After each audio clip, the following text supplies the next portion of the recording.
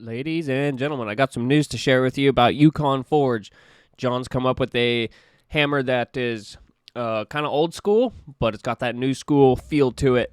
When he had talked about it a few months ago, when he was taking over the Flatland Forge driving hammer business, there was an old style hammer that Jim had tried to bring back around, and it has the thistle style stamp, which is a Scottish thistle. And he kept it to honor Jim's efforts to make the hammer out of Edward Martin's heart.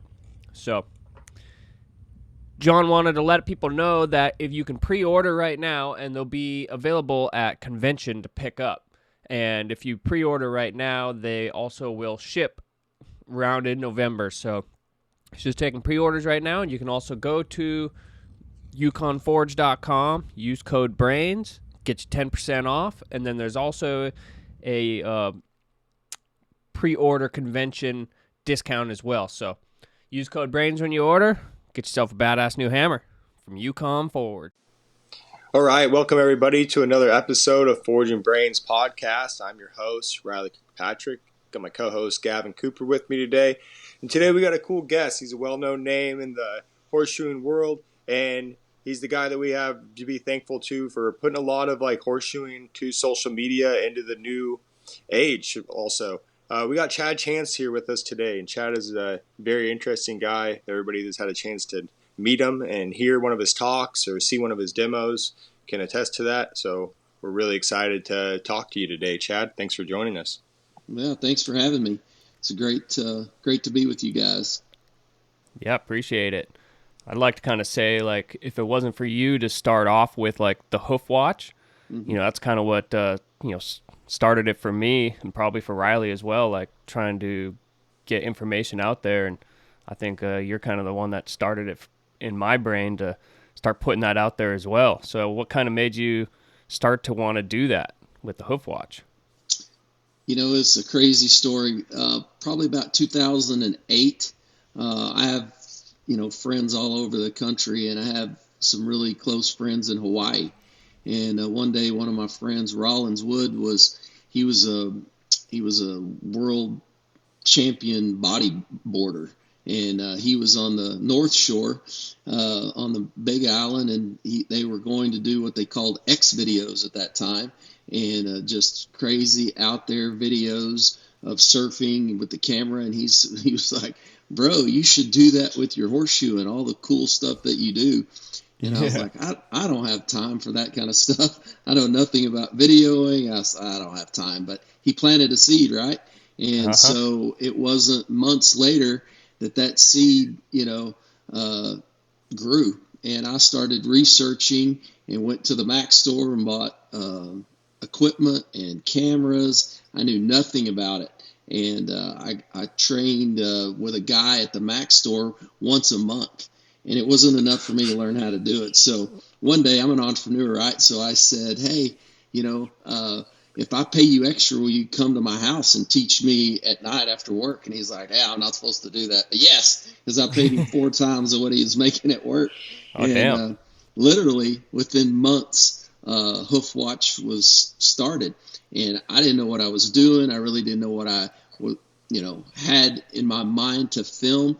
But I just, I really thought about, because at that time, 2008, when YouTube was about the only thing, and there was very few videos. Now we live in a video-driven world, right? And But back then, that was not the case, and it was very expensive. But he taught me to film and edit, and those original videos, as coarse as they were, created some information for people to look on YouTube and the how-to videos. And now it's a everyday thing. If you need to, change a carburetor, we don't even have those anymore. But if you needed to learn how to do that on an old vehicle, you could just YouTube it, right? And so that's kind of the way it is with horseshoeing videos now today. And we were very proud of the early things and the partners that I had with, a lot of the big names in our industry, allowing me to come in and video them and learn from them. And it really helped me in my career, and it helped me in my competing journey. And it was just the most amazing thing that I've done. How do you think it had helped you in your competing journey when you say that? Well, it's like, I mean, both you guys have edit or filmed and edited videos. And so when you're Mm-hmm. putting together a product like that, it's like teaching, right? Those who teach it know the information because then they've got to turn around and teach it to other people. So when I was videoing as a horseshoer, I knew, okay, now he's going to break the toe. Now he's going to do this branch and this branch. And so I knew where to go with the camera. And so when I was editing, really, I was watching piece by piece of how guys ran the fuller, how guys, punched and pritchled, and how they went through the toes of their shoes and how they went through the branches of their shoes. And I sat there for hours. Filming is one thing, but editing takes 4 or 5 times, maybe sometimes longer to edit. And so Oh I'd yeah. sit in front of my computer especially when Craig and I really started the WCB videos. We'd film for a couple days, but I would edit for 40 to 50 hours, and it really. I really learned the shoes because listening over and over and over Yep. of the video that we took. So it really helped me grow tremendously in that perspective. Oh yeah, I could see that because it was such a new thing that private clinics were happening, right? Where like this one-on-one guy, but that like you and I know that's like the ultimate experience when you're trying to learn something new is the one-on-one deal with nobody else around. That's when that guy is the most relaxed and passing the most information on just directly to you.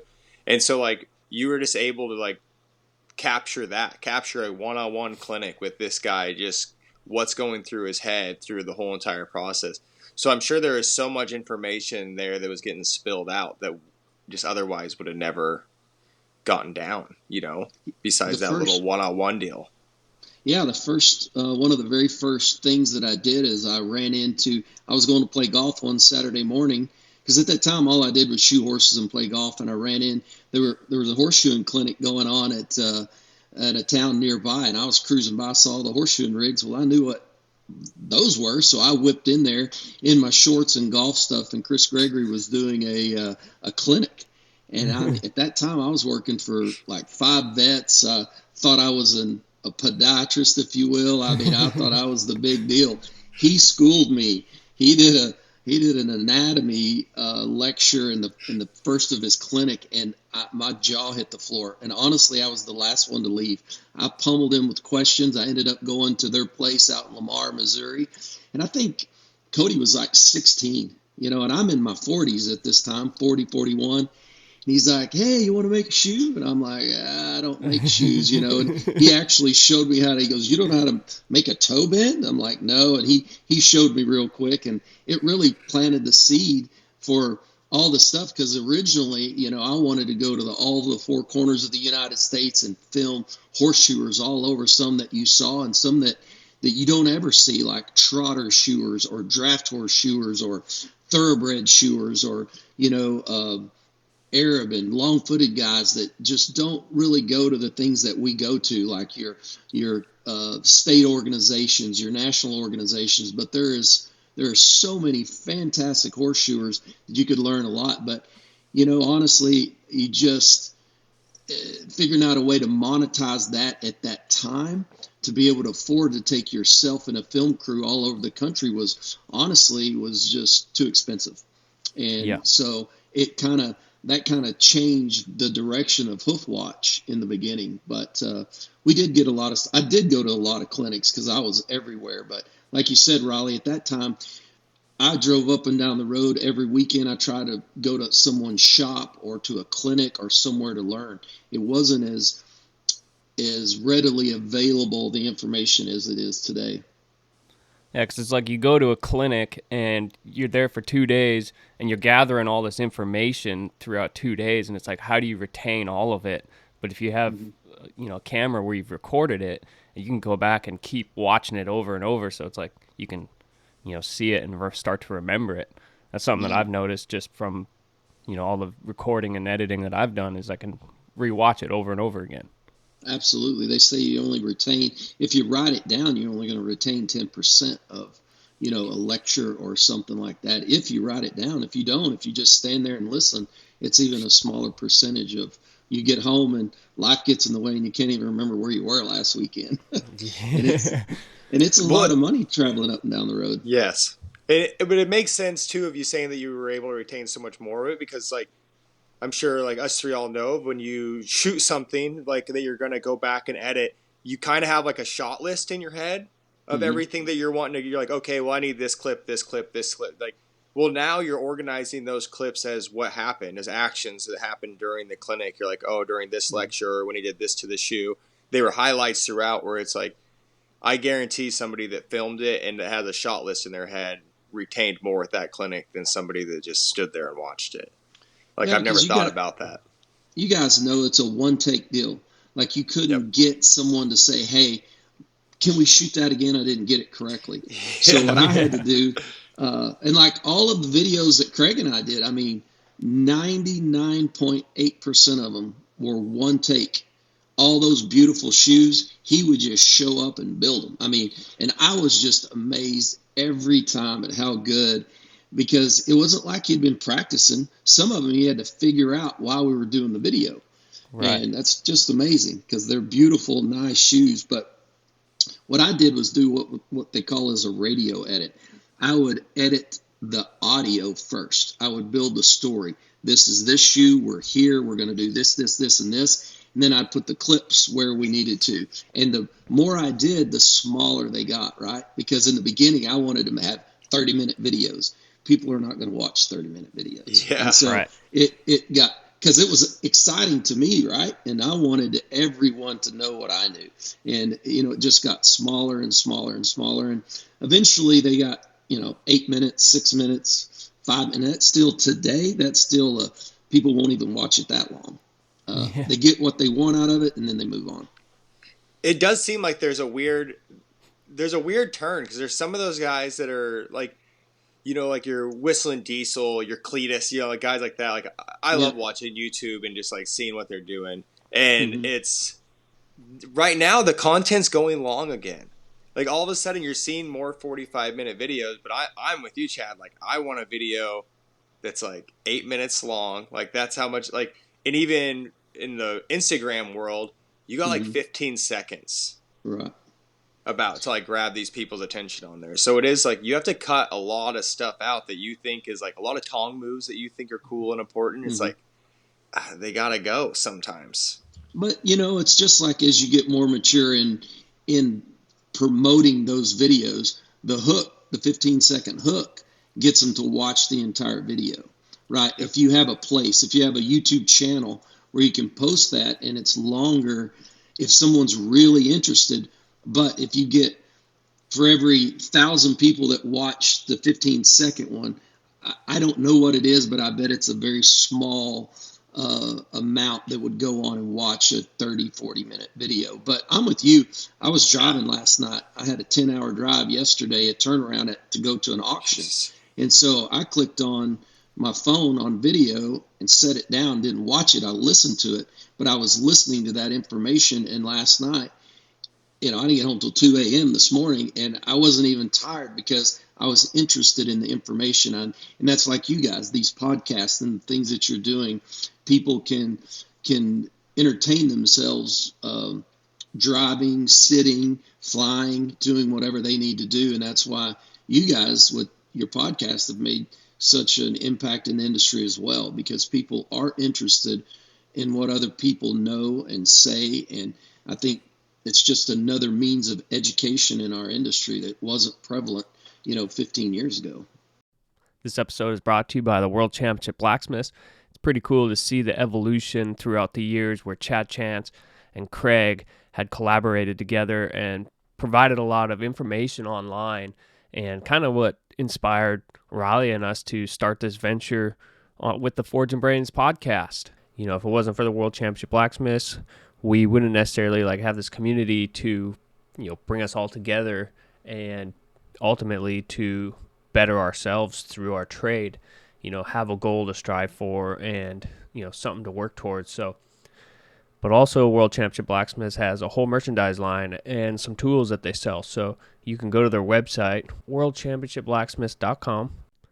use code BRAINS for 10% off anything on their website. That's not including memberships or contest fees, but by using that code, it shows that you support the show and you're proud to invest in something that, is investing in you. So we appreciate you guys. Show your support. Thanks. Yeah, it wasn't at all, but it is. I almost think like we almost had it better. Like Gavin and I just short years ago, because it was every shoe on the WCB list you guys would record and do a whole entire video on. And it was like, even then, I knew nothing about video, and I was like, this has to be so much work for these guys to sit down and do all this whole entire deal. And most people don't know what that really consisted of, but Craig and I live, about 10 hours apart, and he would drive here, get up early one morning, start the drive, get here in the afternoon, and we would, visit, and we would shoot probably one shoe. And I'd have my shop cleaned out. And you know how it is. When you're shooting, you have to get it ready for that, so you get your junk out of the way. And we would shoot, and then he would spend the night, and the next morning we would just get up early, bomb through it, and after lunch, we had typically the 4 to 5 shoes filmed, and then he would drive 10 hours home. Then I would go put them all on my computer and then edit for 30 to 50 hours, depending on what we were doing, and then we'd start posting them. And honestly, the monetization, the number of people, it wasn't, it really, we did not make any money. And so honestly, we just, for sheer lack of time and because we're so far apart, is the only reason why we really stopped. I mean, he and I, neither one cared if we made any money because it was helping the industry. We both loved to do it, but it was just being 10 hours away. It was just so hard for him to get in a car to come to me because I had the shop, the backdrop, if you will, that created the consistency with all those videos. But, Craig's a trooper. He's a worker, and he does a lot of stuff, and a lot of stuff that people don't realize the time and energy that he puts into it for very little return on his investment. And because he loves the industry as well. And we had a lot of fun. Don't get me wrong. We ended up at Mexican food restaurant with a margarita or two every once in a while, and had a great time. But it was a lot of work. Oh, no downs of you guys not doing it because I totally understand. But a lot of thanks for the ones that you did give us, because I'm sure there's still a lot of people that go back and watch those older videos now because there's so many shoes on those videos that just keep coming up on lists that you can just learn from completely. And I hope we're not finished. He and I both talk about it occasionally to get back in the saddle and do it again. And both of us enjoy it. And I think as much as we know now and how to produce them, that we could do it a lot faster. And it's just a shame we just live so far apart. That's just the unfortunate part of that. Oh man, that's even just trying to schedule that much time off to go do it. It's like even just these right here are hard enough to schedule, and we get to do them all remote. It's a hard deal. Well, Chad, we'd like to take a step back from that. And how did you grow up? Did you grow up with horses and stuff like that, like coming into the horseshoeing world, or what got you first into horses in general? Honestly, to take it step all the way back, my parents divorced when I was 5, and I lived with my mom most of my life. And so I really grew up in a trailer park, riding skateboards and BMX bikes and, shooting BB guns and just, living that urban life, if you will. We lived in a small town in West Texas, so it wasn't very urban, but it's still, we just hung out at the public swimming pool, and I played sports. And as I got older, I wanted to be with my dad, and he was into the horse industry. And but it was a situation where it was probably my junior year that I lived with him and kind of got into the horses. And I was still in sports and in high school, but I didn't ride very much growing up. And when I was probably a sophomore, before I had my driver's license, between my sophomore and junior year, because that's right when I moved with him, he came in one day, I'll never forget, he's like, "You got to do something." I'm like, "I'm a kid, right?" He literally loaded me up in a vehicle and took me to Oklahoma City to a horseshoeing school. I couldn't even spell horseshoer. Like, I had no idea what was going on. He goes in, pays the tuition, drops me off. And I literally didn't have a driver's license. And it was one of those situations where you have to buy your own food, and, you know, you're in a dormitory. And so I went to school, and I loved it. I made friends instantly and loved it. And when I got out of there, I was still a kid. I didn't have a car or anything, so I didn't really start shoeing. That was 1984. And I'll age myself. 1984. And it wasn't until 1987 that I had to send the government my first 1099. You know, it's when it was a couple years in there where I was still in high school, trimming a few, you know, just making a mess, honestly. And in 87, I started my business, and, you know, I never looked back. I met a North Texas Farrier, Danny Anderson, not long after that in 88. And he was basically my mentor. And I went from, I mean, nothing, shoeing horses for $22 to, you know. And Danny, he makes the Indian Creek Forge knives, right? He does. Yep. He does. And I judged livestock in college, and my livestock judging coach introduced us, and we were 375 miles away from each other. So when I was in college, every weekend, every holiday, I drove here to work because I wanted to learn how to shoe horses. And I saw a guy that actually did it as a business, and he made great income. And back there, you know, in the early 80s, we were getting $25 and $30 to shoe a horse. And it was, it sent me on a track to pay my way through college. And I got a master's degree in education, but as soon as I got out of college, I went on to just be a full-time farrier, because at that time, teaching jobs, I applied for a couple, and they were under $20,000 a year, and I was making almost 65, 70 as a full-time college kid, you know, around 1990, 91, and basically trimming mares and stuff on the weekends, shoeing a few rope horses. And I was like, I can't afford to do what my degree says I can do. I'm all in. So like in 93, when I got out of grad school, I moved to this area, North Texas, and I've been here ever since. Now, what did you want to teach when you were going to school? You know, I got a master's degree in science, so I wanted to teach animal science. I want to teach I wanted to run an equine program.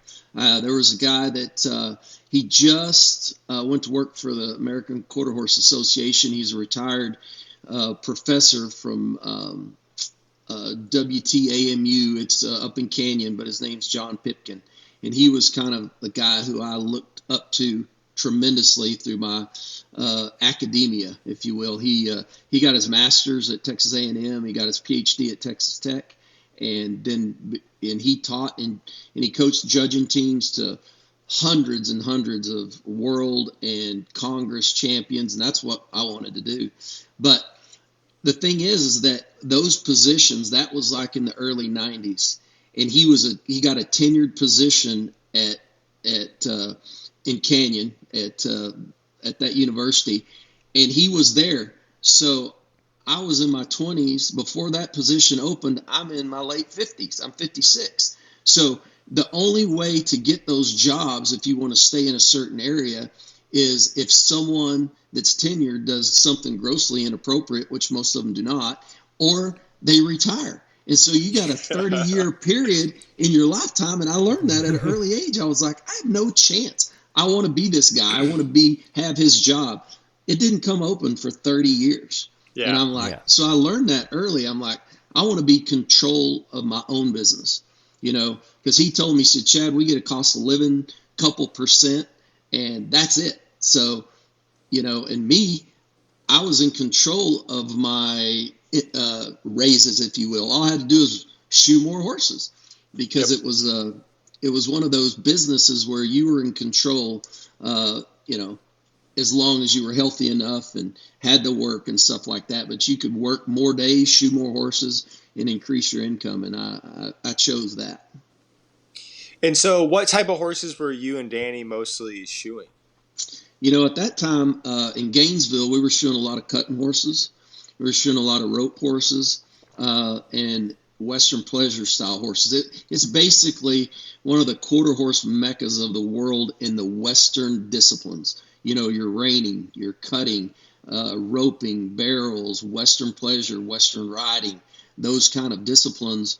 At that time, there was large breeding farms because it actually, there was embryo transfers taking place, but they were at what they call embryo transfer stations where you had to literally ship your mare in there. These were still large breeding facilities where the mares and babies came to the farm to get bred. And so during the spring, after they had their babies, they would send them here. And so there would be hundreds and hundreds of mares at these breeding farms, and you could, trim them, put front shoes on them.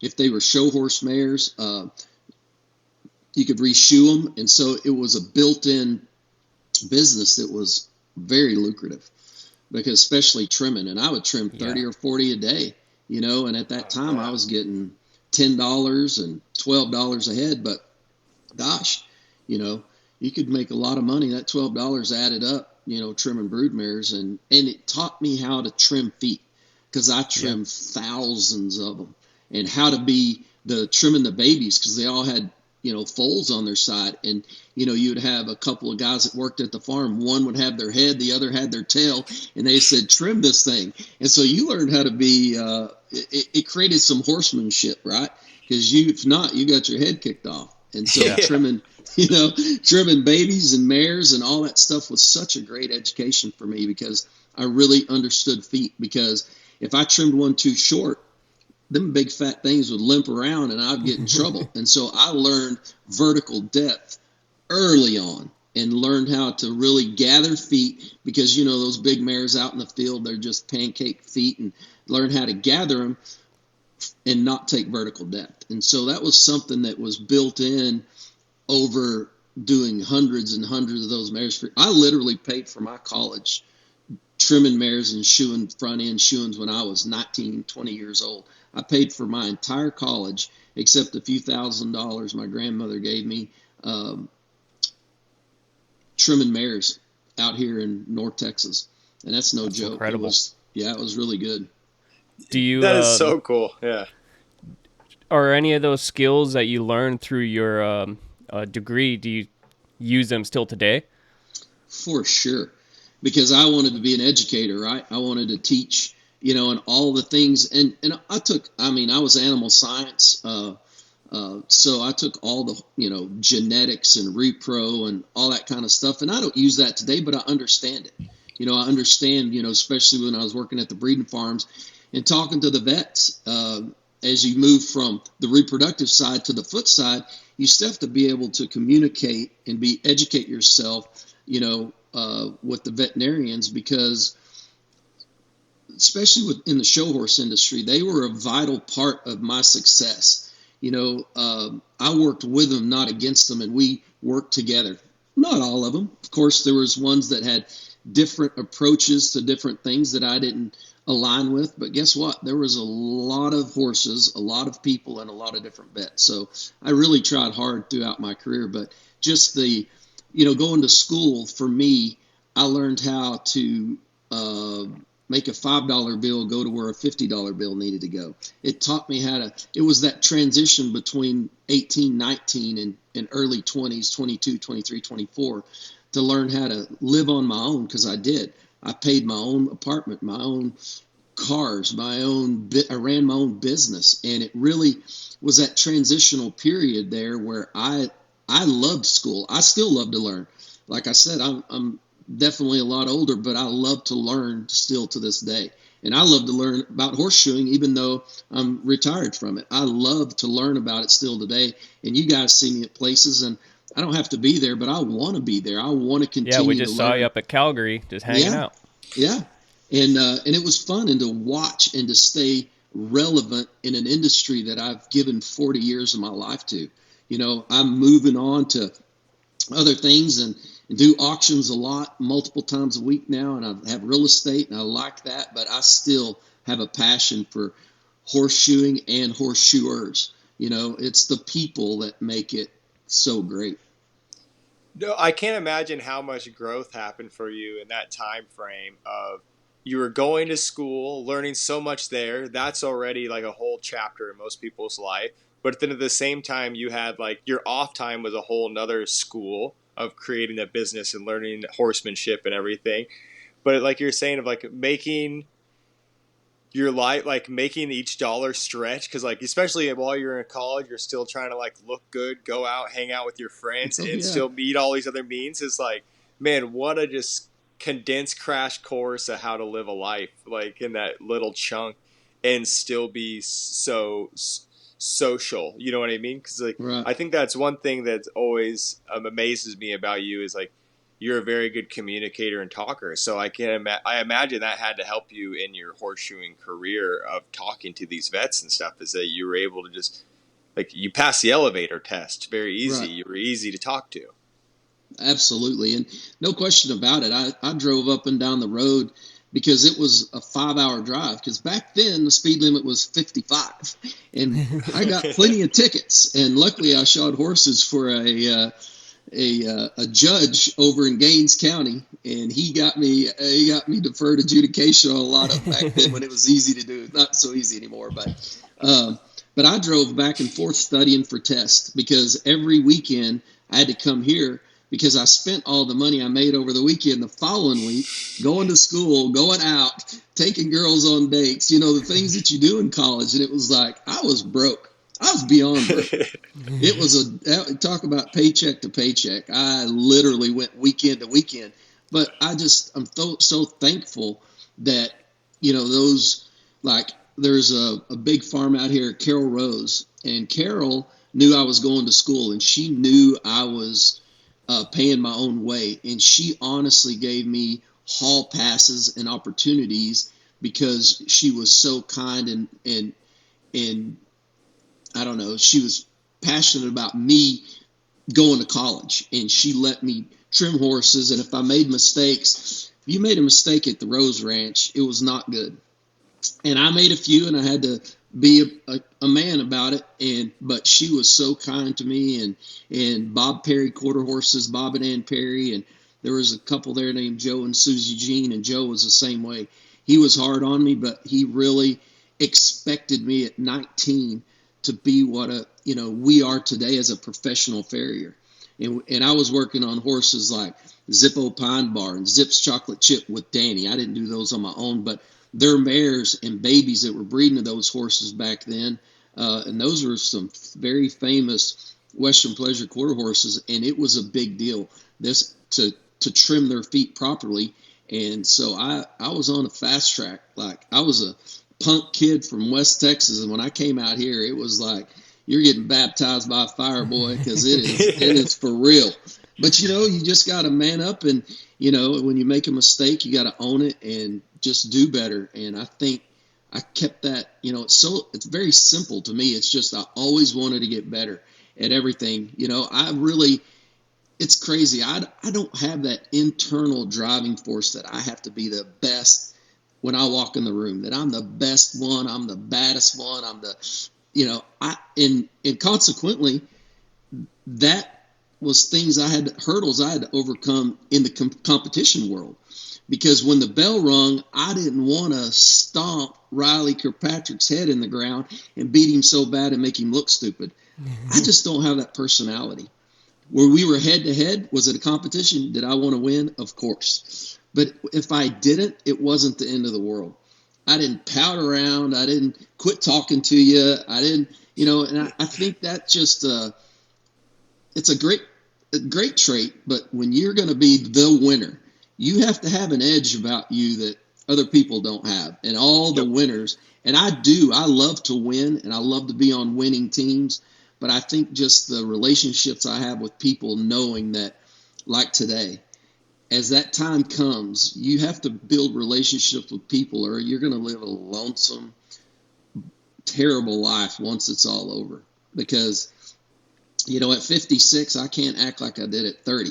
I can't compete with the young guys today like I would like to, and I can enjoy their success. And I'm not having to bow down when I walk in there because I really never like hated on any of them. Right. So it's a pretty cool, and I don't know where I learned that, and maybe traveling up and down the road. And I think it's good for guys to get to travel, just to meet other people. Last night I drove all the way to Houston, which took me over 5 hours to work with an auctioneer that we were done in 40 minutes, and turned around and drove 5 hours home because I want to know what that guy knows. And financially, I don't have to do it. Time-wise, I spent 10 hours on the road and literally worked 1 hour. And he paid me, but, it's just one of those things that it's my mindset. And that's the way I approached horseshoeing as well. I wanted to learn from everybody, because even the guys that I didn't really maybe respect that much, you can learn as much of what not to do as you can to do when you keep your eyes open and watch and learn from other people. So after your trip up to the Heartland with the Gregory's, how long after that? So that kind of like opened your eyes up to shoemaking, right? How long after that did you get into like wanting to start going to horseshoeing competitions and things of that nature? Well, that was, I don't know, it was fall. So it was immediate. I came home and I started editing these videos, and it opened a world that I didn't, I first reached out to like Dusty Franklin, Mark Milster, Jim Keith, Jim Poor, Chris Gregory, some of the great guys. And honestly, I didn't know any of them. You should have seen me the first time I went to Jim Poor's shop.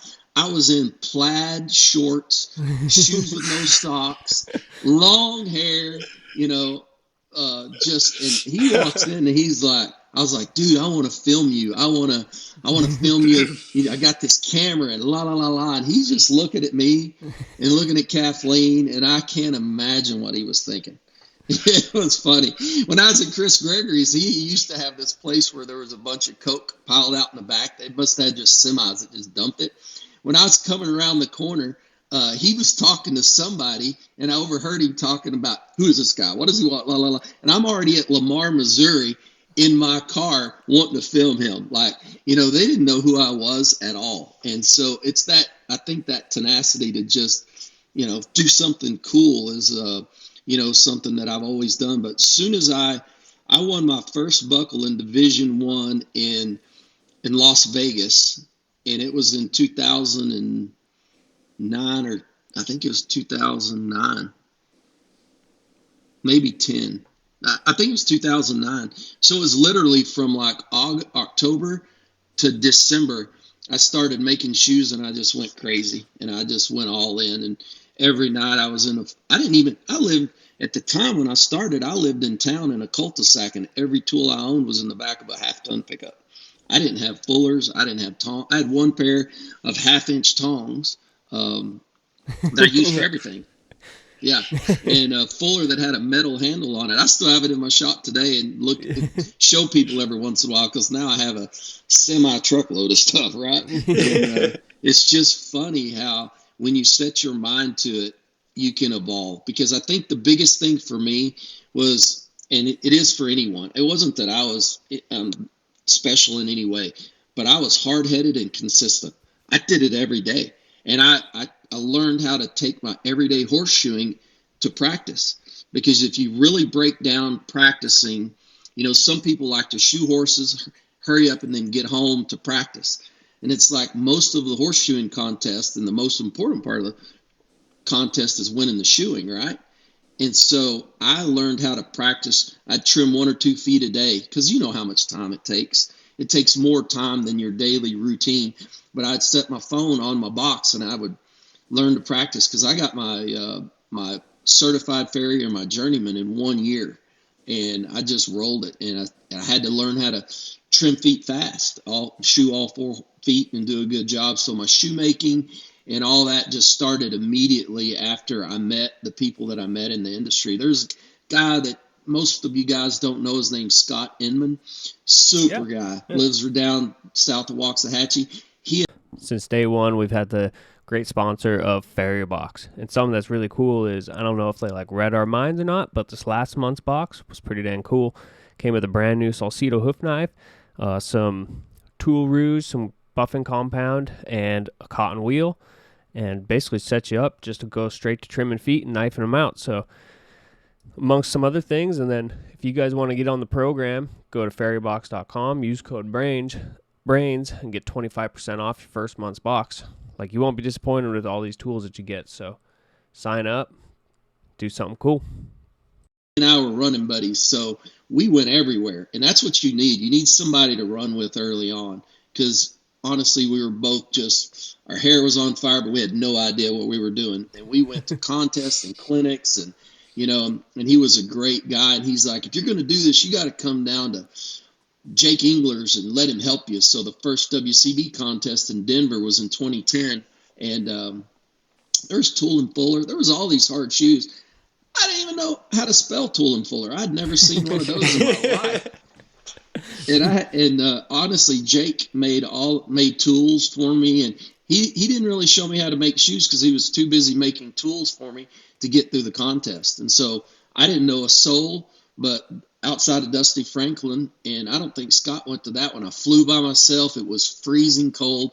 We were on a big iceberg in Denver, 2010, and I didn't even know how bags to haul stuff in. You know how when you're first starting, but I just went. Oh yeah. And I got I didn't get last. Back then they had the first loser, and I even made the wrong side roadster in one of the classes, so that was dead last, right? And but I got 6th place in Division I, so and there was a whole 15 or 18 of them, so I was pretty happy. And but then it just started. Then I was hooked, and then I literally in Division II, I won almost every one of those. Joey Hyatt beat me in one, and he and I were running buddies kind of like that, and we just tore up. It just went crazy after that, and I was in the shop just like you guys for hours and hours, just hungry to learn. And my horseshoeing business got a lot better too.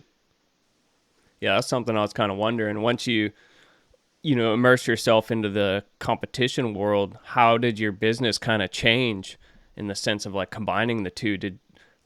Were your horse's feet getting better, or was anything suffering from, giving time to practicing and going to contests?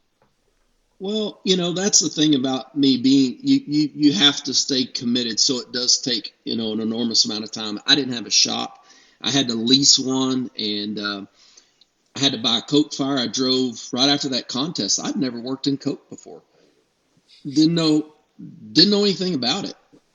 I'd heard of coal, but that's a big difference, right? So I called Craig. I didn't have a pickup because my pickup was a shoeing rig. So I rented a pickup here in town. I drove all the way out to Craig's and bought one of those forges that they used to have in the tents. Yeah. And then he and Bodie made me some tools, and I bought some coke, loaded it up in a truck, and drove home. I drove 20 hours to Craig's back up and back to buy something I didn't know how to use. But that's just the kind of person I am. But I got to meet Craig and get to know him better, and now we're great friends and have been friends for a long time. But when you turn something you don't know, turn it right into your horseshoeing business, it's a train wreck. Because I'd been shoeing horses for a long time, and I covered feet. I didn't necessarily fit them, but they were covered, and I did a pretty good job. But especially toe clips. When people don't know how to put toe clips on, they perch them out in front of the foot, and they get bad. And my jumping horse clients hated it, and I wanted to do it, and it did create some friction. But that all comes with maturity, right? So I didn't want to lose my client, so I went back to side clipping, which I hated. But they call them quarter clips, but they pull back to the past the quarters. You know what I mean? And so, but I didn't want to lose my clientele. But over time, I became more passionate about doing work correctly, in my opinion, than appeasing people. And so I had to go through that phase of my career, where before, whatever a vet said, I would just do because it was on them, right? They said to put a aluminum wedge on a navicular horse. That's what we did because that's what they told me. Now it's completely opposite, right? Mm-hmm. And but they owned it. And then once I started learning more and I was passionate about, the real anatomy and physiology and learning, feet and how to gather them up and keep them underneath the limb correctly, my business went to a whole nother level. Unfortunately, I was late in my 40s and my body was really pissed off because I had shot 1 million horses, and but I don't know if I'd have been mentally mature enough to get that when I was 20. I think if you grow up in that, but to make that switch, I was in my 40s, mid 40s, and it was the right time because I was mature enough not to create enemies or lose business, right? And then over time, I became a way better horseshoer. I learned that, hey man, I'm fit. I'm covering these feet and they're right, but it doesn't really fit. And we all work on that. And I worked on it till the last nail, right? That you just fitting feet is the hardest thing we do every day. We think we have it. We think we got it. And it's like, no.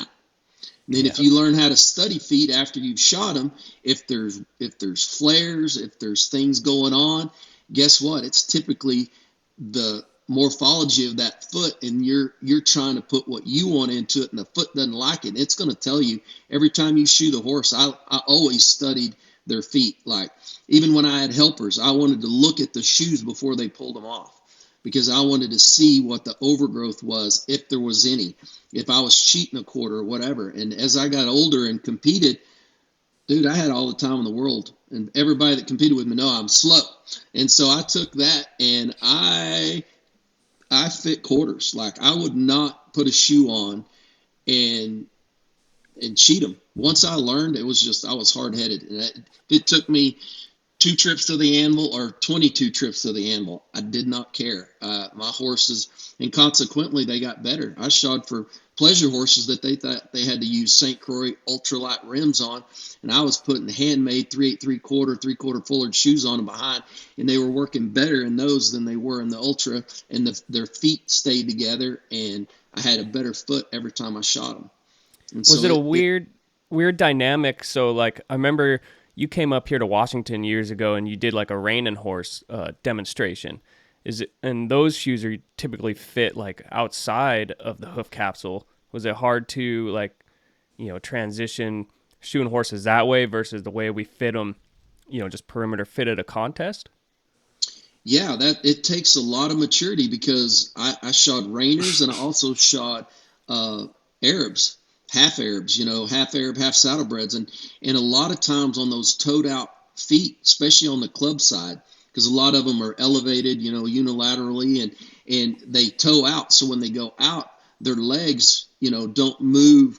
They move out and in, up and in. And so you have to put a longer branch on the inside, where we offset for the outside so much. You have to offset for the inside because all you want is the back of that shoe to be perpendicular with the, basically the deep flexor. And so even though the foot's turning out, you want that shoe longer on the inside so it travels straight. And reining plates, I didn't change the way I shod reiners in the sense my hoof prep was better. My nailing and nail placement was probably better. But my reining plates had to stay the same because I didn't ever cheat those anyway, but I didn't take them from the big round reining plate that I've always made. I still make them today. I didn't turn them into a spade, longer outside branch, shorter inside with a sweet little safing up the inside because that reining plate's going to sink down on the inside and spread instantaneously. And so but it took me to mature to not to want to do one thing fits all, because if you shot enough horses, every horse is different. A lot of times every leg is different. And the disciplines that you shoe, you have to shoe a different way. But if you take the things that you learn through certification, through competition, through clinics, and then put it all in a big, quiver of arrows that you can pull whatever you want out whenever you want it. Because it's just like you guys, especially now that there's so many corrective style therapeutic shoes. You don't have to spend $10,000 rigging up because you have some bar stock. We can make it. I mean, I had veterinarians tell my clients, do not let Chad make this. Use a Denois shoe. And I'm like, okay, the Denois is going to be $50 for one shoe. You're going to have 100. So you have to pay me, $400 or $500. But if you let me make it, I'll do it for 300. Yeah. And I wanted to make it, and I would do lateral shoes. I would do all that stuff because honestly, the den walls didn't fit.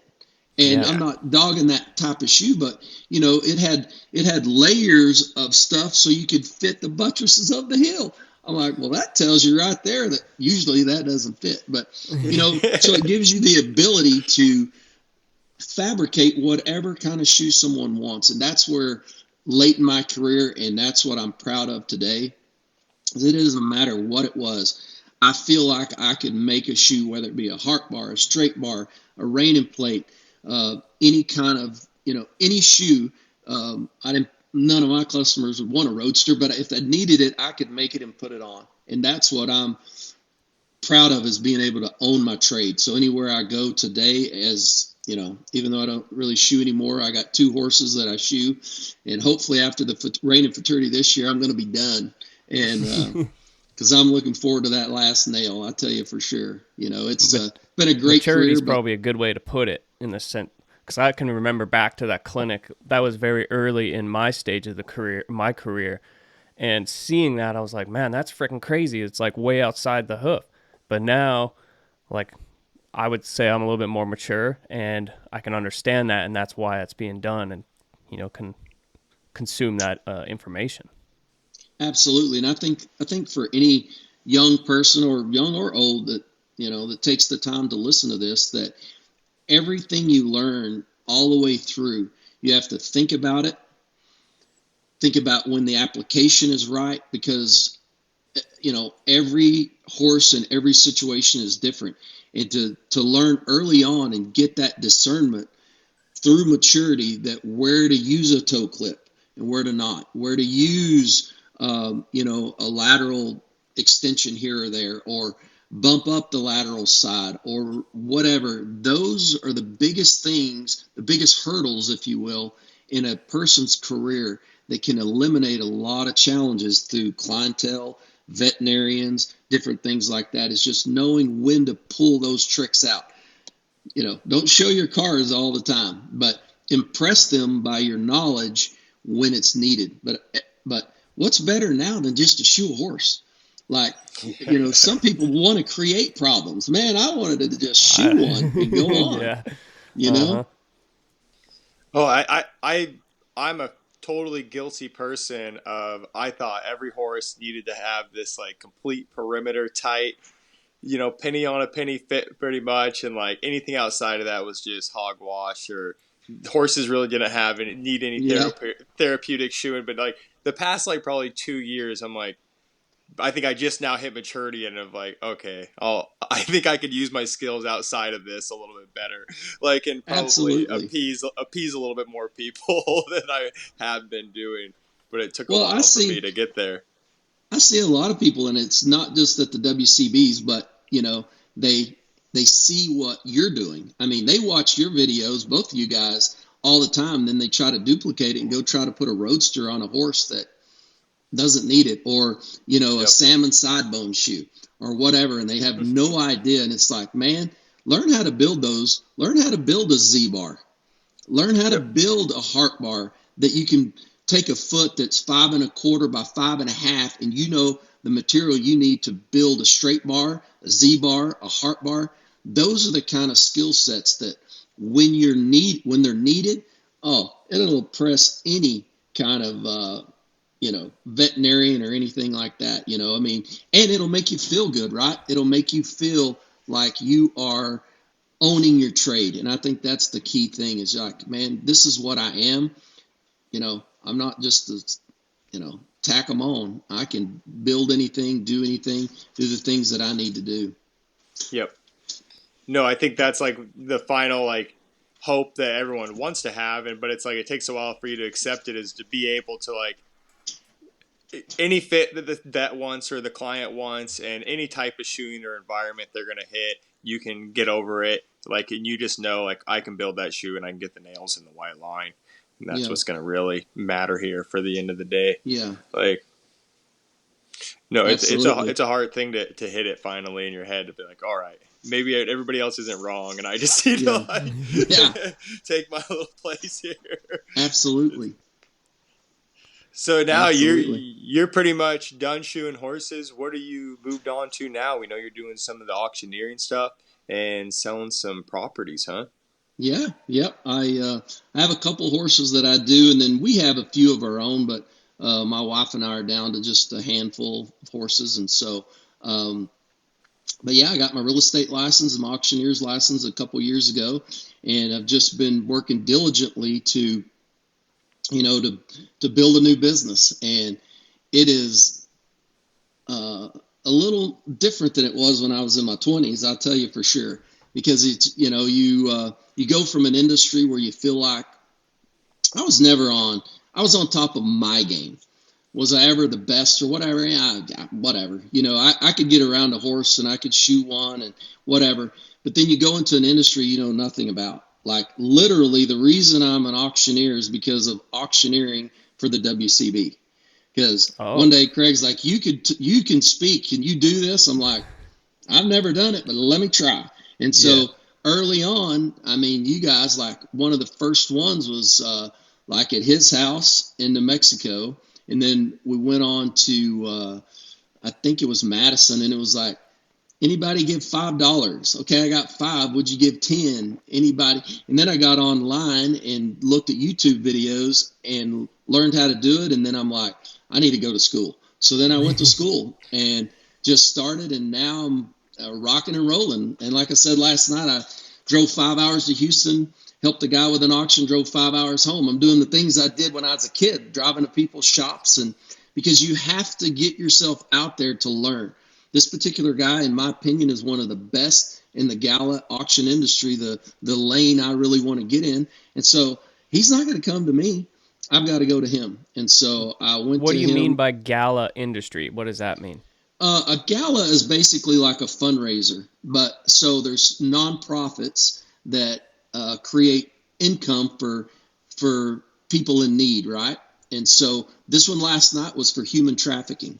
So this organization, they create income, and at these fundraising night, it's a gala. People dress up. There was people in tuxedos and suits and whatever, and they raise money in an auction to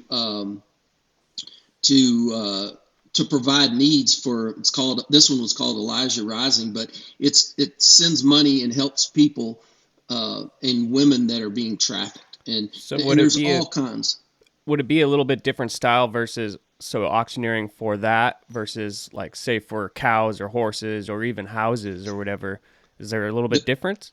Absolutely. They're different disciplines. Like a car auctioneer sells 100 cars an hour. And so they start their chant, and it's super fast, and they never stop.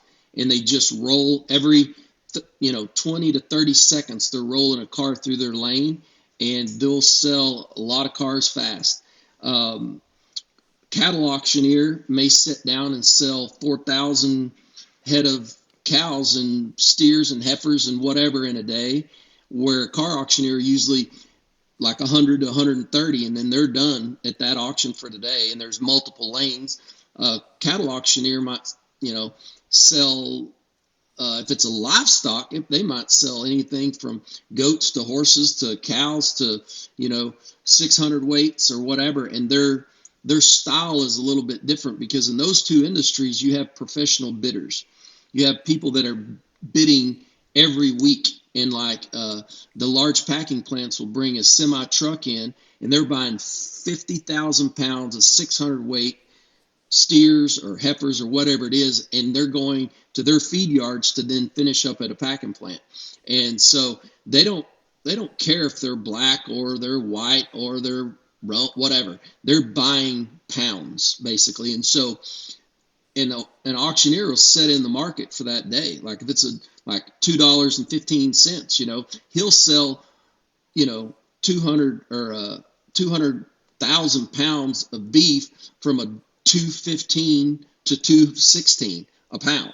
So $2.15 to $2.16, because that's the market, and they're not going to pay any more than that, right? Yeah. So they sell all day right in that range. And so you have a different kind of a, daughter down deer. You have this different style of auction. In a gala auction, you have, typically all kinds of people, some that have been to an auction, some that have not, some affluent people, some middle of the road, middle class, and some that are just there to enjoy that nonprofit, if you will. And so you have to be a little more slow in your chant, and you have to let people know, okay, ladies and gentlemen, we're here at 2,000. Anybody give me 22? You don't have, your chant doesn't have to be super fast, but you have to be able to entertain them. Part of it's entertainment. Part of it is you have to be a good salesperson, because you are responsible for that year's income for that nonprofit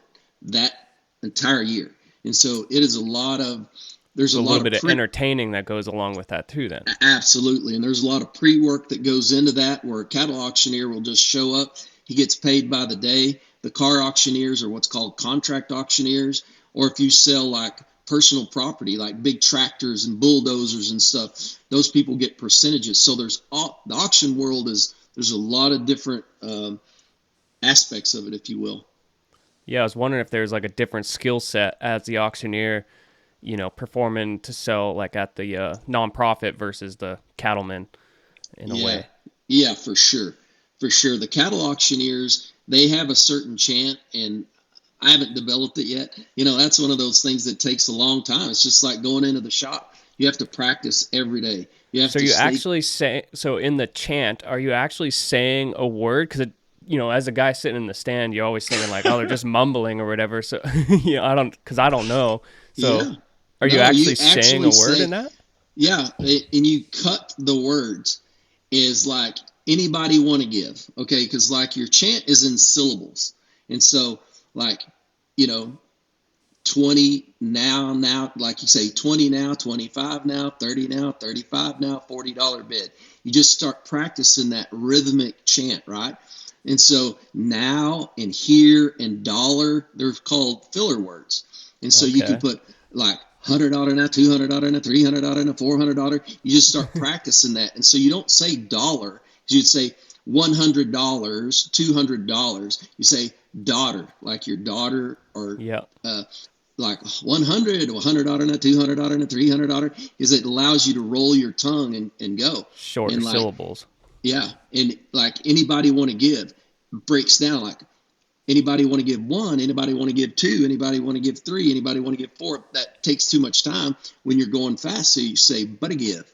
One, buddy get two, buddy get three, buddy get four, buddy get five, buddy get six, buddy get seven, buddy get eight, buddy get nine, buddy get 10. One, anybody want to give two, anybody want to give three. See how slow, and it doesn't match the syllables. And so you can say, 10, anybody get 20, anybody get 30, anybody get 40, anybody get 50. And so all those words are actual words, but we just say you're cutting the words. And so there's a lot of them.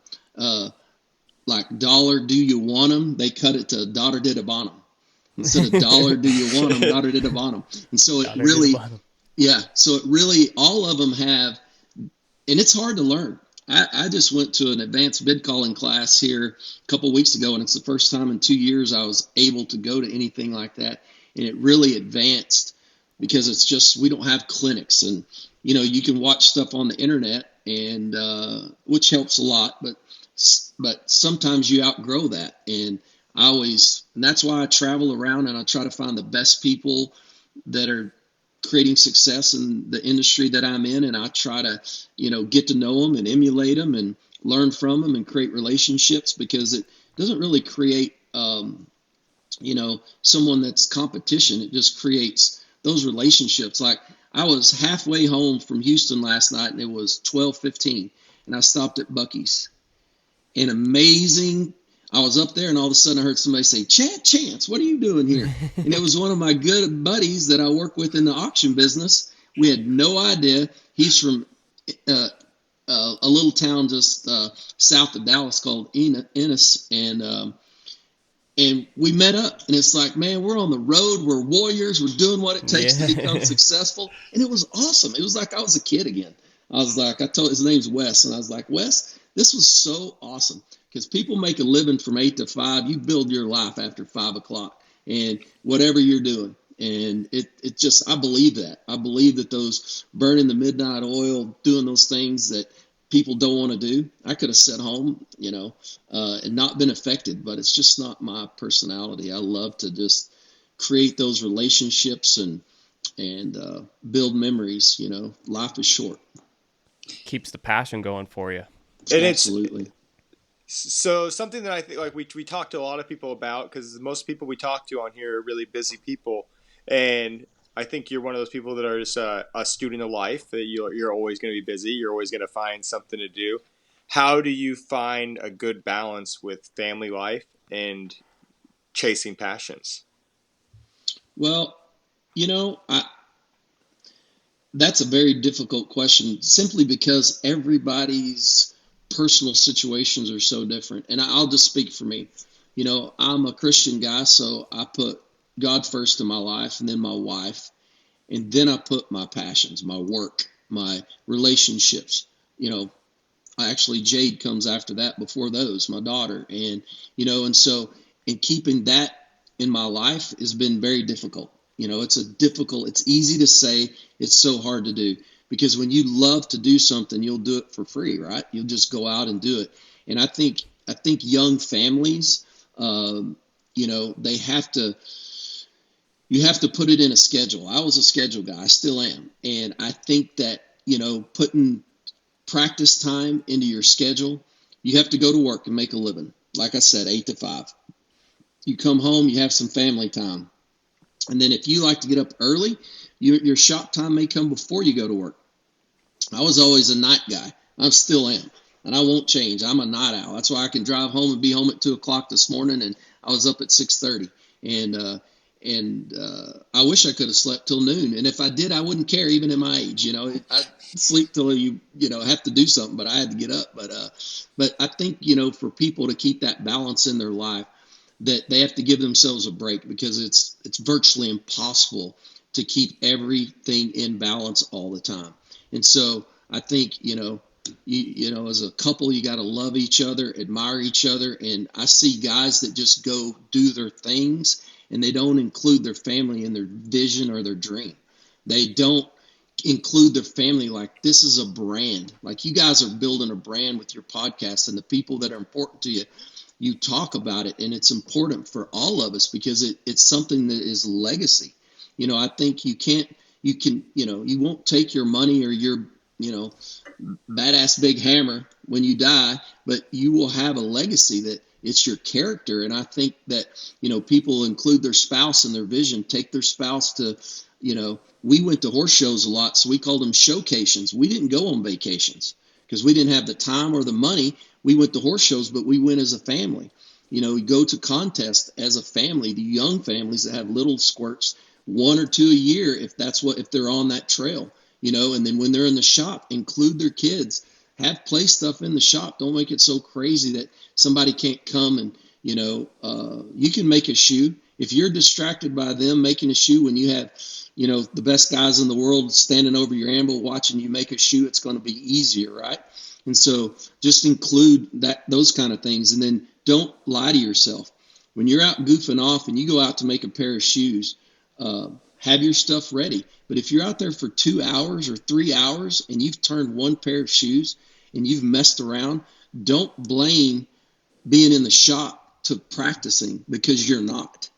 Get your crap together and have your steel cut. Like when the convention rolled around, you knew all those shoes. And I had multiple days of steel, and it was gas fire. Walk in there, throw them in, warm your stuff up, and then throw your shoes in, turn your timer on. And in, 45 minutes, you could build a whole set of shoes and have a practice go, and then build one other shoe, maybe in the the specialty list. And in 2 hours, you had a good practice, and you can get your butt in the house. If it's 8 to 10, and then you're already there at 10 o'clock, to be with your wife or whatever you want to do. I think people they mess around a lot, and then they blame it, or their significant other blames them for spending way too much time. And I just feel like it's just, a lot of it's unnecessary. If you plan your practice like you plan for 2 horses, you have a stop and you have a shoe in one, trim in one. How much time are you going to allot for that? You know it in your head. So do your practice time the same way. I'm going to build a front pair for the journeyman, and then I'm going to build the specialty shoe. Boom, 22 minutes, you're done with that. And then you got 40 minutes to mess around with the shoe to make it perfect and rasp it up.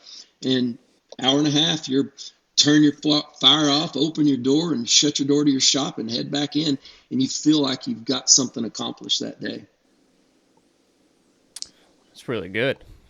No, I think that's huge. I think that's a really good point. If anybody's going to take anything home from this whole podcast, I think that little chunk is probably the biggest chunk of gold in here, is learning how to schedule your time. Because I've been guilty of that many times in my life, of dinking off, and then you get to the contest day and you're kind of bummed out that you didn't get enough practice, or you didn't get enough time with the family, either or, and you're like, kind of feel screwed up. But it's like Christmas and people not having presents ready, man. You know it's coming. You know the timeline. Like there's really no excuses. Like you gotta just and we're all schedule driven.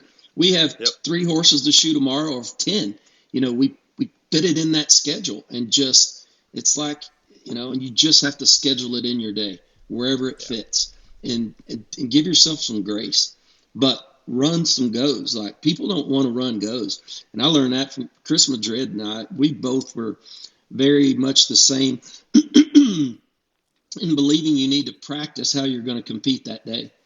Because if you lollygag around on a shoe for 40, 45 minutes and make it beautiful every time, well, you have another one to make. And so, you can't make one shoe all the time and take a bunch of different heats. And at a certain time, you have to start running those goes like you were going to compete at that contest.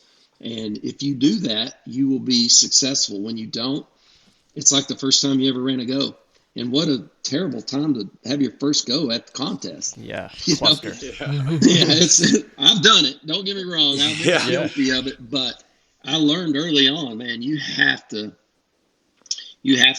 practice at home like you're going to compete, or you will not be happy. Whether you win or lose, you still won't be happy at the contest. You'll be moping around, kicking the dirt, making up every excuse in the world like we all do. And it's just so I think that's one of the biggest problems of people competing today and saying they don't have time. It's just you just don't schedule it. Through your career, you've been on the WCB team and the American Farriers team, right? Yes, sir. How was your experiences, like the first time that you made? Did you make the WCB team before you made the AFT? No, I made the AFT early on as an alternate, and it was 2015, and I was a Division II person in the WCB, and it just lucked out. I got second in the shoeing at the convention, and I believe it was that year. Might have been 16. I made the AFT twice, but it was the best experiences of my life. All of the teams, whether I was on the sanctioned teams, the WCB or the AFT, but I was on other teams. We were on the Flatland Forge team, Four Horsemen. I was been on a lot, and that team experience is by far the most fun I've ever had in my life. And those are the deepest and closest relationships I have in the industry today, of all of the teammates that I have. I have a lot of friends, like we all do, but those deep relationships, that people that still call you. Chris Madrid and I have a great relationship. I could call Tom Peterson up at any time. Andrew Wells, he and I both, one year, this was when Craig got on the team, and then he came up because Craig didn't do the classic, and we practiced a lot, and Andrew will practice a lot, and at that time he was going, and it was fun, and I told him many times, hey, I don't care what happens if we win or lose, but if we're not friends when this thing is over, we failed, and we have to enjoy the journey. And once it's done and we all go home and years go by, we failed. And I know I said that so many times, and now I'm wearing an Auburn shirt, his hometown, because he had me there to do a reining clinic, and they were going to put me up some hotel on the other side of town, and he said no. He spent his own money to put me up at the Auburn Hotel, treated me like royalty, and honestly, it's the smallest clinic I've ever done in my life. He was so embarrassed. There was like 7 people there. And I've done clinics in front of hundreds of people. And Right. and he was embarrassed, and I was like, dude, don't worry. The way I feel like it, I pray, I say, God, whoever has ears to hear, let him hear, because I'm just here to teach. I get paid either way. I'm here. And honestly, it helped Andrew the most, and we shod horses there. And I fell in love with Auburn. And at that time, my daughter was a junior. We said, hey, you need to check out Auburn when you're looking at colleges. Long story short, now she's a sophomore there. She's the manager of the equestrian team. She's already won an SEC ring from last year, and they're number 1 in the nation this year. And it's That's like, killer. So the relationship that Andrew and I built in the shops and driving up and down the road, we laugh and talk about, but we see him. I see, him and his family, and when we're in Auburn, and it's see Philip Box. We were just there at a football game and tailgating, and Philip Box came and spent time with us. So I think those relationships are the most important thing as you're building not only your business, but the competition world is amazing to have friends, virtually all over the world these days. I think I remember Andrew told us on the podcast that he was out of team practice at your place, and the vice came up and kicked him in the face, or shot him in the face or whatever, and he split his lip open or something. Yeah, it was a little more than that. We were practicing. We were practicing for draft, and he's. I'll tease him. He's vertically challenged, right? He's about my height, yeah. So the vice is here, and he had his arm all the way down because he was putting the draft calkins in, the leaser vice like this. Uh-huh. Well, he was over it with all of his weight, putting it in like this, and the calkin slipped out, and that handle came up and hit him in the chin, hit him right here. I'm not kidding you. I took him to the hospital. The only thing that was holding him was a little skin in his tongue. They pulled his chin over his nose and sprayed medicine in there before they sewed him up. He had from here to here. I still have that video on my phone of it.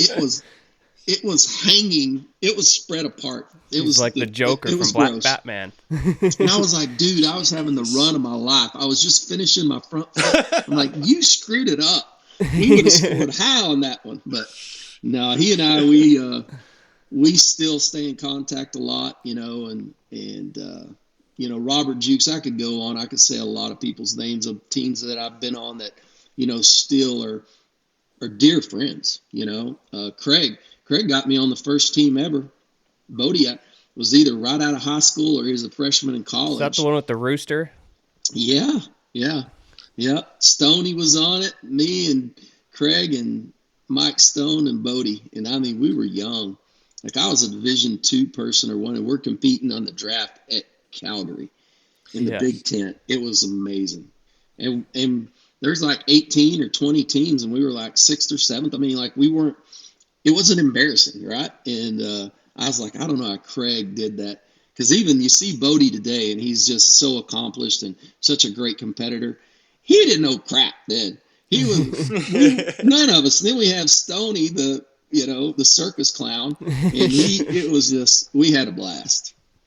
We actually had a blast. But Craig, that was the first team I was ever on, was with him. He started that, and and he's sown a lot into me, and I'm forever grateful. And we're still great friends, and so that's like I said, that means more to me than anything is the time we spend together, traveling up and down the road and laughing in the shops, and it just creates those memories that you'll take for your lifetime.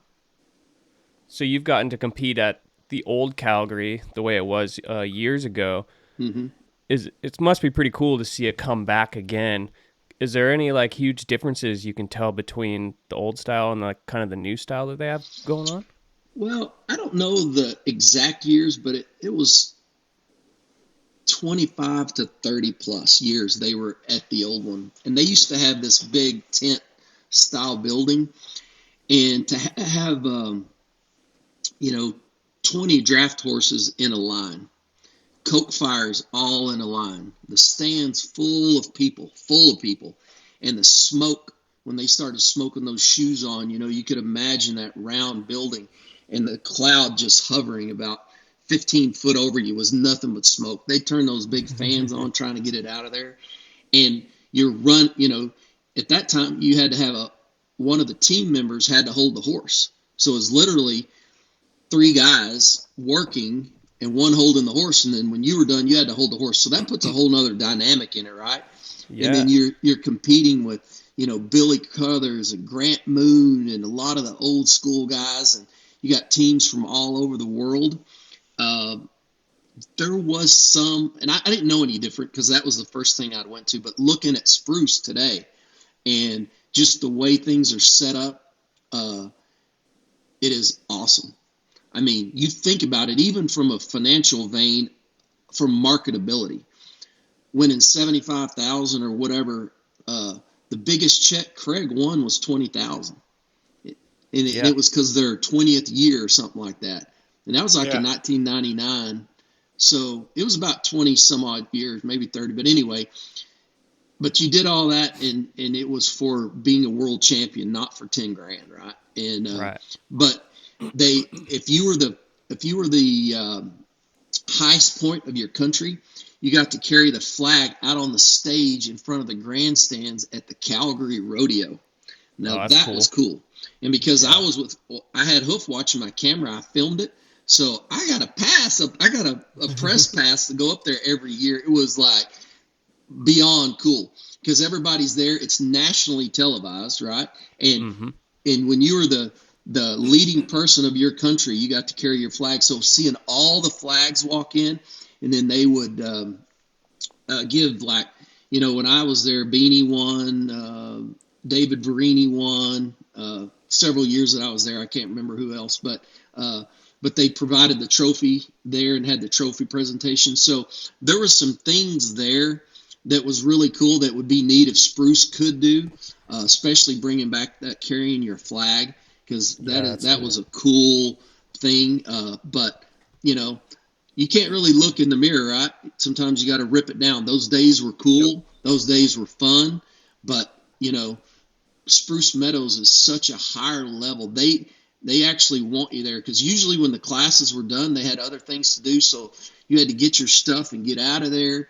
They cleaned all the forges up, and then they would have classes or different other, things going on in that big tent. So they kind of pushed you around and stuff because they had television stuff where Spruce Meadows, they kind of leave that area alone for us. And I think, I think the future's really bright with Spruce Meadows. I think the amount of money and the prestige of being a world champion again, I think people are going to really dive into that. I mean, it's a different generation of people, seeing Stephen Bean and, man, when we were going to Calgary, I mean, he was younger, and I mean, it was year after year after year after year. And I think he's probably going to be at the tail end of his career, and seeing these guys, Ian Ritchie,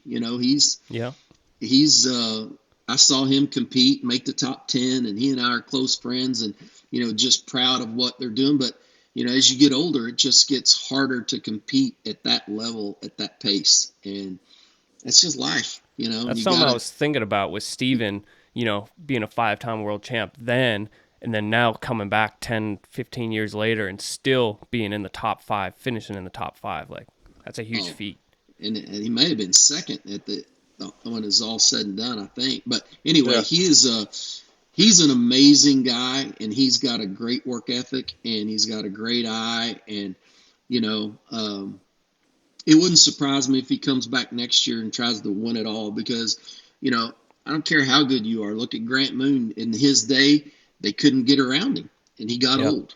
Billy Crothers, he's a couple years older than, he's like Craig's age. Even Craig, as good as he is, at that level, those 30-year-olds, 32-year-olds that have the eye, that have the speed, that have the power, they can see it. It just, that's honestly, I love competing, and that's why I don't do it anymore, because I really can't compete at the level that I know that it takes to even be respectable, much less win. I don't want to go get 22nd out of 25, but I can't see very good anymore. I'm overweight, I'm slow, and it's just life, and I'm okay with it because I have the friendships and the memories and the things that I did in the time that I did compete. It'd probably be so cool to go through all that footage that you have on those hard drives of just all the Calgary, recording that you did back then?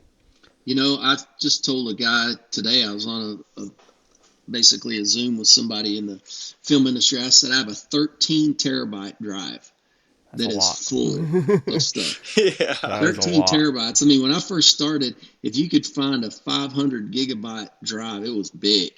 Yeah. But I ended up getting a 13 terabyte when I was really rolling, because I got tired of filling drives up and then having to change, because I wanted material back and forth and I didn't want to jump it on and grab it to move it. And so anyway, long and short of it, I've got a lot of material, and there's a lot of material that was out there originally that I need to bring back, because when I first started, they didn't have as strict of, like, especially with music. I have videos that have music underlaid in them, and they just got in trouble over the years, and copyright issues, and I never took the That's music the hardest off thing with filming at the WCBs, because he's got the music going on, and if you post a video on YouTube, the copyright infringements gets you. Yeah, I've seen them do that. I've tried to post, especially at Spruce Meadows, and they come back and they won't let you do that. So, yeah, it's a little more difficult than it used to be, but just figuring out ways around it. You guys do a great job of filming, and it's exciting watching you guys. I feel like you're the next generation, like, with your podcast and your filming expertise. And I had a giant camera, and it was huge, and now you got little things that can just, film in 4K, and it's just amazing. Just from an iPhone too. Yeah, absolutely. iPhones, yeah. Mine still runs on tapes. It's like it is obsolete. It's analog, really. Yeah. But it was fun. That's awesome. So quite a few years ago, Grant Moon used to live in Shoe, Texas, didn't he?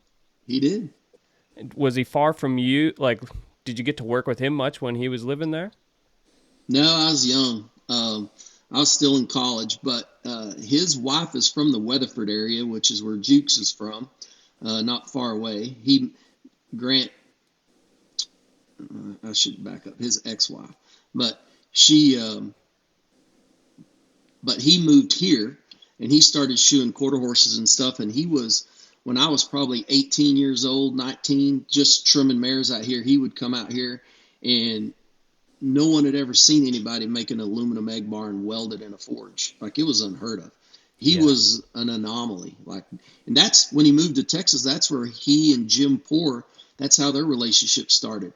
There was a place called Across the Anvil in Peaster, Texas, and I think he Grant stayed over there, and I can't remember the guy's name. I'll think of it in a minute, but it was a horseshoe supply company. And that's where the JHM anvils originally came from. Yeah. John Marino. John Marino, that's him. Yep. And I think John Marino used to have clinics, and Jim Poor would have clinics, and Grant literally, was a big part of Jim, completely going from West Texas, just cowboy shoeing, to, doing all the things that he did, is in that time period. And they're just about, I don't know, probably 6 or 8 years older than I am. And so it was just old enough. I was too young to even know. I wish I would have been able to dive into that, right? And because I went to school and grew up not far from where Jim Poor lived, out in Midland. And I would have loved to got to know him earlier, but, that's not my story. But Grant, he did spend a lot of time out here and then moved back to England. And, kind of the reason why I asked, because you have quite a few videos on your Hoof Watch where Grant was, he'd made quite a bit of shoes or shoe modifications, like, through your videos on there. Yeah, and I tell you, the reason why that is because of Mustad. Okay. At that time, he was a Mustad clinician, and Mustad hired me to, every time they had a new shoe come out. I mean, early on with Hoof Watch, there was, Mustad was a big part of why it became successful. It actually, working with them and for them, gave me some of the liquidity to be able to do the other things that I needed to do, buy equipment and things like that, because they were a vital part of what we did in the beginning. But they wanted the videos. And there was a lot of videos that they have that, because they paid me, it's their material, that we don't even see anymore. Grant used to come here a lot, and some of them they allowed me to use on Hoof Watch, which is great, and appreciated that. But there's other material that, that is really good, because Grant is amazing. He's a great teacher, and he can, every shoe modification I've ever heard of that I've used and haven't used, we probably made a video on. But every time they every time they brought out a new shoe, he would fly in from England, and consequently, he and I created a great relationship too. And it was super fun. Had a great time, and that's kind of how that all evolved. Nice. Yeah, because I bet I've watched all those videos multiple times throughout the years, and helped me out a lot to get to this. I've got several of his clinics too. I drove to Emerson one time and got a clinic of his, and several.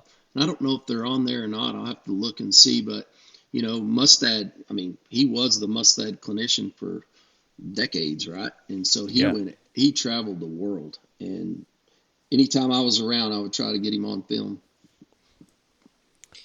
No, it's awesome. And if people, because the Hoof Watch YouTube is still up. So if people want to go back and watch a lot of these videos, they're still available to watch and tune into and learn from. So it's a great platform.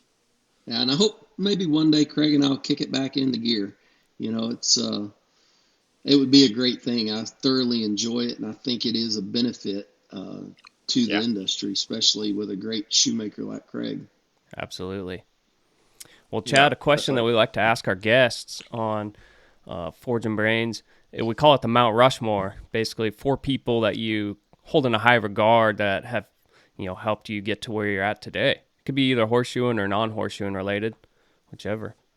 Yeah. I think the first person that really impacted my life was a guy by the name of Jim Jenkins. He was he was a coach, a livestock evaluation coach in JUCO, and he really took me under his wing, and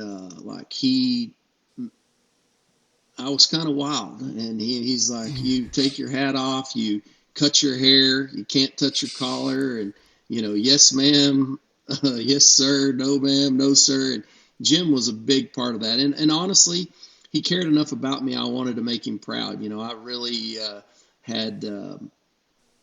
did well in school because of him, because I did not want to do bad, because he saw my grades. He was my in the ag division, he was my professor. And then once I got out of there, John Pipkin was a big influence in my life. The professor I talked about earlier in the podcast, and he really helped me. And and one big thing he did is as I was growing and maturing, he did not try to hover over me and only do what he thought I should do. He let me be me.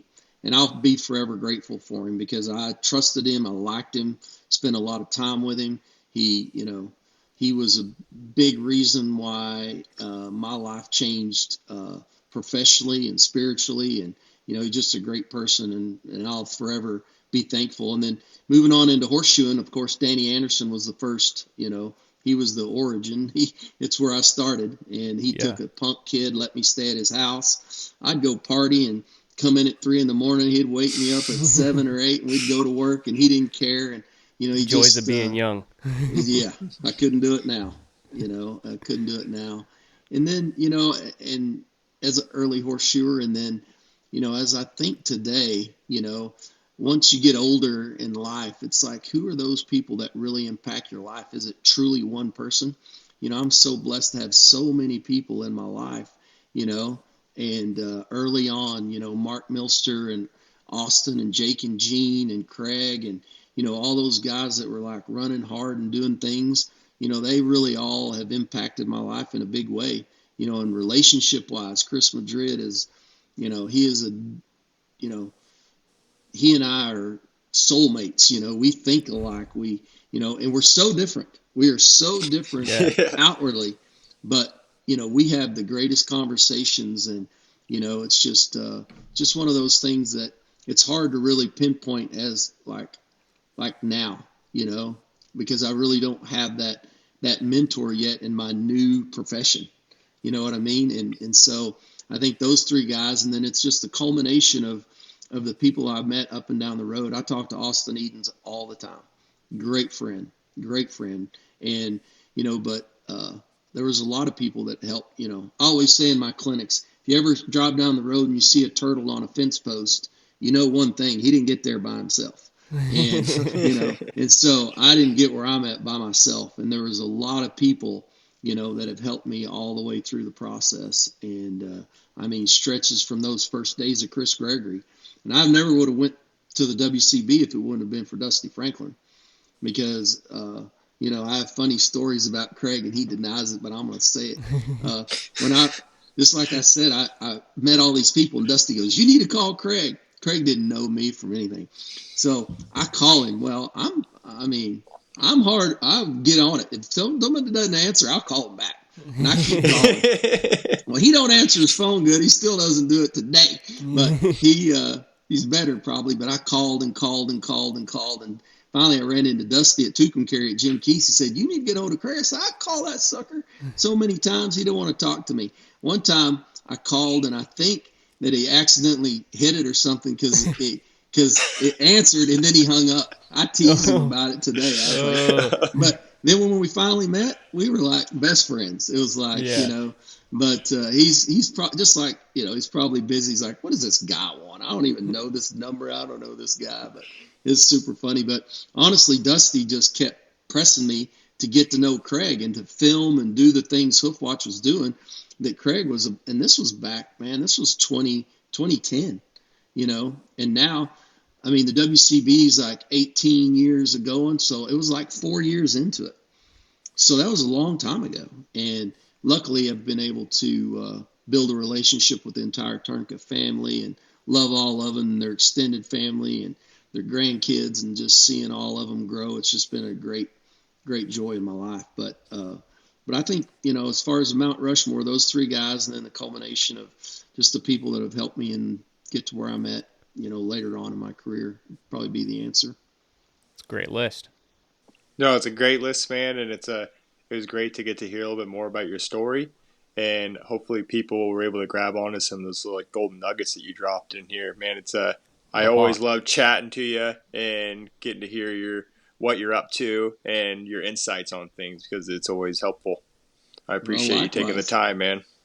Well, I appreciate you guys including me in your vision, and I'm glad to be a part of it. And anytime I can help or do anything, I'll love to. We appreciate it, Chad. Yeah. You bet. Thanks for everybody for listening, and see you on the next one. All right. See ya. Take care.